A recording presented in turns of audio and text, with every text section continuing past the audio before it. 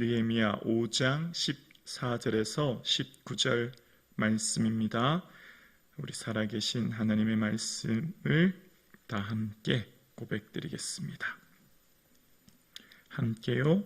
또한 유다 총독으로 세움을 받을 때에 곧 아닥사스다 왕 제20년부터 제32년까지 12년 동안은 나와 내 형제들이 총독의 녹을 먹지 아니하였느니라. 나보다 먼저 있었던 총독들은 백성에게서 양식과 포도주와 또 은 40세겔을 그들에게서 빼앗았고 또한 그들의 종자들도 백성을 압제하였으나 나는 하나님을 경외함으로 이같이 행하지 아니하고 도리어 이 성벽 공사에 힘을 다하며 땅을 사지 아니하였고 내 모든 종자도 모여서 일을 하였으며 또 내 상에서 유다 사람들과 민장들 150명이 있었고 그 외에도 우리 주위에 있는 이방 족속들 중에서 우리에게 나온 자들이 있었는데 매일 나를 위하여 소 1마리와 살쾡양 6마리를 준비하며 닭도 많이 준비하고 열흘에 한 번씩은 각종 포도주를 갖추었나니 비록 이같이 하였을지라도 내가 총독의 녹을 요구하지 아니하였음은 이 백성의 부역이 중함이었더라. 내 하나님이여, 내가 이 백성을 위하여 행한 모든 일을 기억하사 내게 은혜를 베푸시옵소서. 아멘. 사랑하는 성도님들의 삶 위에 예수님의 은혜와 긍휼이 충만하기를 주의 이름으로 축복합니다. 우리의 신앙생활의 어려움은 내 생각대로 모든 일이 잘 되지 않을 때입니다. 내가 주를 위해 헌신하고 내가 주를 위해 수고했지만 내 삶에 은혜와 축복이기보다 오히려 더 큰 환난과 어려움을 만났을 때 우리의 삶의 신앙이 참 혼란스럽고 마음이 무거울 때가 있습니다. 내가 주를 위해서 이렇게 헌신하고 수고하고 또 기도하면 하나님께서는 내게 큰 축복을 주셔서 당장에 내 삶의 모든 문제가 해결되고 또 건강과 은혜를 주셔서 자녀들의 삶 또한 형통하면 우리는 참 하나님께 감사하고 기뻐할 것입니다. 그런데 우리의 신앙이 그렇지 않을 때 우리의 마음이 참 힘들고 믿음이 흔들릴 때가 있습니다. 그럴 때 우리는 어떻게 해야 될까요? 내가 주를 위해 열심히 헌신하고 믿음으로 사는데 축복이 아닌 어려움, 환난, 고난을 만났을 때 어떻게 해야 될까요? 그때를 맞이했을 때 우리는 내가 무엇을 해야 할지, 주 앞에 내가 어떻게 해야 될지를 바라보고 내가 해야 될 주의 일을 찾아 순종의 삶을 사는 것, 이것이 오늘 본문의 핵심입니다. 좀 쉽게 이해되지 않고 쉽게 말씀대로 살기가 어렵지만 오늘 이 본문이 우리에게 말씀하고 요구하고 있는 내용이에요. 자, 오늘 본문은 이렇게 시작합니다. 14절이에요. 또한 유다 총독으로 세움 받은 때로 시작합니다. 느헤미야가 성벽 공사를 위해 페르시아에서 이제 술관원으로 있다가 이 성벽 공사를 마치고 52일 만에 그 일을 완료한 후에 다시 복귀했던 것 같아요. 그리고 다시 이제 이 예루살렘 총독으로, 유다 총독으로 다시 파견받았던 것을 볼 수 있습니다. 아마 그때 가장 강대국인 페르시아의 절대적인 권력인 왕 옆에서 이 한직인 유다 총독으로 자기가 스스로 자원하여 왔을 것이라 생각합니다. 자기가 이렇게 한직으로 내려와서 유다 총독이 되었고 그리고 난 뒤에 그는 총독의 욕을 먹지 않았다 이렇게 이야기합니다. 왜 총독의 욕을 먹지 않았을까요? 왜 그는 받아야 될 총독으로서의 그 마땅한 것을 받지 않았을까요? 그것은 이 압달락을 보아야 이해가 되는데요. 이 5장 압달락에 보면 어떤 일이 있었냐면 이제 성벽 공사를 열심히 했어요. 무보수로 모든 백성들이 함께 일을 했는데 근데 문제가 생긴 겁니다. 이제 흉년이 생겼고 그 흉년 때문에 당장 먹을 식량 문제, 먹고 사는 문제가 어려움이 생긴 겁니다. 근데 여기에 그친 것이 아니라 페르시아에 막중한 세금을 또한 내어야 했기 때문에 세금 문제가 생긴 겁니다. 그래서 이제 땅을 담보로 세금을 내야 되기 때문에 돈을 빌렸고, 근데 그 돈을 갚을 수 없어서 자녀들까지 이제 노예로 팔리게 되는 이런 상황이 펼쳐진 거예요. 이런 상황을 들었기 때문에 느헤미야는 총독의 녹을 받지 않았다라고 이야기합니다. 자, 다시 한번 생각해 볼게요. 성벽 봉사를 모든 사람들이 함께 무보수로 주의 일이라 생각하고 열심히 했어요. 그럼 그 다음 어떤 일이 있어야 될까요? 하나님께서 축복해 주셔야죠. 아멘이지요. 우리는 그걸 바라요. 하나님께서 축복해 주셔야죠. 하나님의 영광이 충만하고 백성들의 삶에 하나님께서 풍년을 주시고 모든 일이 형통하게 하시고 건강을 주시고 자녀들도 잘 되고 모든 백성들이 한 마음 되고, 이렇게 우리가 생각하는 하나님의 주시는 신앙생활의 기쁨과 즐거움 아닙니까? 근데 어떻게 했다고요? 5장 3절에 보면 이 흉년에라는 표현이 나와요. 흉년에. 여러분, 우리는 여기에 참 마음이 힘들어요. 마치 아브라함에게 본토 친척 아비집을 떠나라고 하셨고 그 말씀에 순종해서 모든 것 다 내려놓고 그 고향을 떠나 가족들과 함께 마침내 가나안 땅에 들어갔어요. 근데 무슨 일이 있죠? 흉년이 생긴 거예요. 오늘도 마찬가지예요.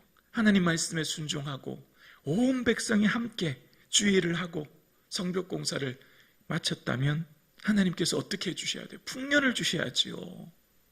기쁨을 주셔야지요. 축복을 해주셔야지요. 그런데 흉년이 든 거예요. 여러분의 삶은 어떠세요? 나는 열심히 주를 위해 살아요. 정말 하나님은 내 마음 아실 거예요. 최선을 다해서 봉사하고 헌신하면 건강의 축복 주시고 자녀들을 형통하게 하시고 물질의 복 주시고 삶의 모든 어려움이 없어야 되지 않을까요? 신앙생활이 기쁘고 즐거우려면 하나님이 내 손에 당장 만져지고 느껴지는 이런 축복 주셔야 되지 않냐고요. 근데 문제는 그렇지 않다는 데 문제가 있는 거예요. 문제는 축복이 아닌 고난이 더 클 때 우리의 삶이 참 무겁고 힘이 들어요.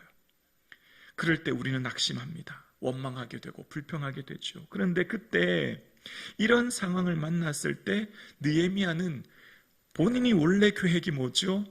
하나님으로부터 성벽이 무너졌기 때문에 느헤미야 원래 그 마음에 하나님이 주신 마음은 성벽 공사를 재건하는 거예요. 그럼 성벽 공사 재건했으면 다시 페르시아 왕이 불렀기 때문에 술관원으로 자신의 위치에 복귀하고 자신은 이제 편안하게 즐겁게 행복하게 살면 되죠. 그 당시 문고리 권력이라고 할 수 있는 술관원의 모든 부하 권력을 쥐고 평생 자신만을 위해 살면 충분히 살 수 있지만, 그런데 느헤미야는 다시 총독으로 이곳에 온 거예요. 그리고 총독의 녹을 받지 않아요. 여기에서 우리가 생각하는 게 있어요. 깨닫는 게 있어요. 그리고 하나님이 우리에게 뭘 말씀하시려고 하는지를 생각하게 됩니다. 우리의 삶이 이 땅에서 주를 위해 헌신하는 우리의 소구가 우리의 기대는 축복이요, 우리의 기대는 풍년이요, 우리의 기대는 놀라운 주의 형통인데 반대로 내가 생각했던 것과 다른 결과를 맞이할 때, 신앙생활이 내가 생각했던 것과 다른 흉년을 맞이하고 고난을 맞이하고 어려움이 생겼을 때, 그때에 내가 주를 위해 뭘 해야 될지를 생각하며 그때 다시금 결단하는 삶, 그것을 주님은 요구하고 기대하고 바라시는 거죠. 우리가 주를 위해 살아가고 헌신할 때 주님께서 내게 뭘 원하실까? 여러분,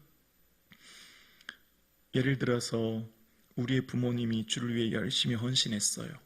부모님의 노년의 삶에 질병이 오고 경제적인 어려움이 왔다면 형제들이 여러 명 있어도 내가 부모님을 모시는 것, 아멘 할 수 있기를 주 이름으로 축복합니다. 왜 우리에게 이런 어려움이? 우리 부모님이 주를 위해 헌신했으면 하나님 더 큰 축복 주셔야 되는데요. 아닐 수도 있을 때, 내 생각과 다를 때 주님이 내게 뭘 원하시는 것을 생각하는 저와 여러분 되실 수 있기를 주 이름으로 축원합니다. 그리고 내가 주님 앞에 할 수 있는 헌신과 수고가 있어질 수 있기를 주 이름으로 축원합니다. 그래서 느헤미야는 15절에 이렇게 말합니다. 나보다 먼저 있었던 총독들은 백성에게서 양식과 포도주와 은사 10세계를 그들에게서 빼앗았고 또한 그들의 종자들도 백성을 압제하였으나 나는 하나님을 경외함으로 이같이 하지 아니하고. 앞서 있었던 총독은 페르시아에 내야 될 세금 외에 자식이 받아야 될 그 임금에 대해서 착복하듯이 은 40세겔이면 노동자의 5달 월급이라는 겁니다. 그러니까 몇 배의 월급을 자기는 착복하듯이 뺏었고 또 밑에 있는 부하들도 일하는 사람들도 백성들을 압제했다는 거예요. 근데 자신은 나는 그렇게 하지 않았다는 거예요. 왜냐하면 15절 후반절에 나는 이라는 말 나옵니다. 하나님을 경외함으로. 하나님을 경외하고 하나님 두려우신 하나님을 믿고 경외하는 나는 그렇게 하지 않았다는 겁니다. 믿는 믿음으로 인해 말과 믿음이 하나가 된 삶을 살았고 도리어 그는 어떻게 했냐면 16절에 보면 도리어 이 성벽 공사에 힘을 다하며 땅을 사지 아니하였고 내 모든 종자들도 모여서 이 일을 하였으며. 오히려 내가 성벽 공사 열심히 했고 그때 당시 땅을 담보로 돈을 빌려야만 먹고 살 수 있었던 사람들의 그 땅을 헐값으로 나온 땅을 사지 않았다는 겁니다. 왜죠? 율법의 레위기에 보면 토지는 하나님의 것이요 그것은 구입할 수 있는 것이 아니었기 때문입니다. 하나님 말씀을 경외했기 때문이에요. 그리고 이후에 보면 이제 소 1마리, 살찐 양 6마리, 닭을 준비해서 150명이나 되는 많은 민장들, 자료에 보니까 최대 한 800명까지 먹을 수 있는 양식이래요. 사람들과 함께 양식을 나누었대요. 왜죠? 많은 사람들이 굶주렸고 흉년으로 어려움을 당했기 때문에 이렇게 할 수 있었다는 거예요. 아마 느헤미야가 이렇게 할 수 있었던 것은 이전에 술맛편 간원으로 있을 때 많은 재물이 모여져 있었고 그것을 이번 기회에 이렇게 사람들 위해 나누지 않았을까를 생각해 봅니다. 오늘 함께 예배드리시는 저와 여러분, 믿음의 길이 내 생각대로 되지 않을 수도 있어요.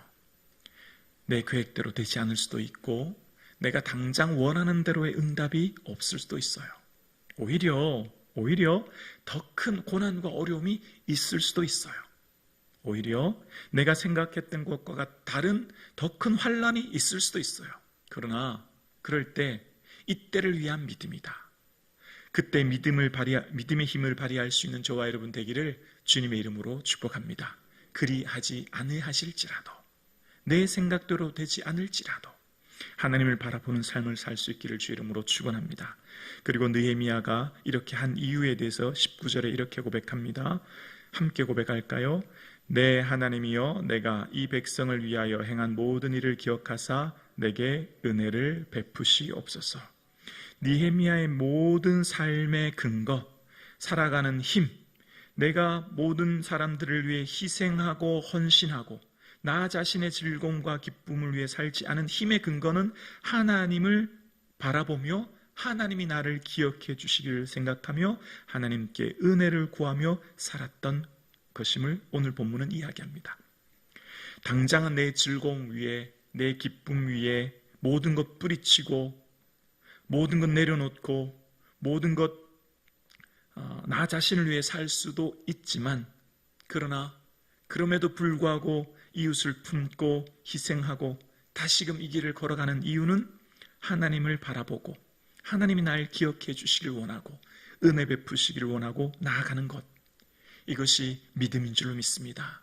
사랑하는 성도님, 때로 우리의 삶에 내 생각대로 되지 않아 오히려 내 희생이 더 과중되고 내 헌신이 더 과중되고 내가 주를 위해 더 많이 수고할지라도 그리 아니하실지라도 하나님이 날 기억해 주시길 바라보고 주의 은혜를 구하는 이 아침 되기를 주님의 이름으로 축복합니다.